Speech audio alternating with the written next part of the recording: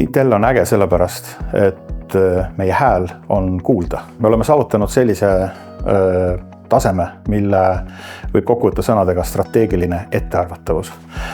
See tähendab seda, et väga paljudes asjades on ITL-i seisukoht juba ette teada ja see strateegiline ettearvatavus on selline rohi, mis teinekord on mõjunud ka näiteks riigile nii efektiivselt, et riik mõned rumalused on puhtalt sellepärast tegemata jätnud, et on teada, mida ITL sellest arvaks.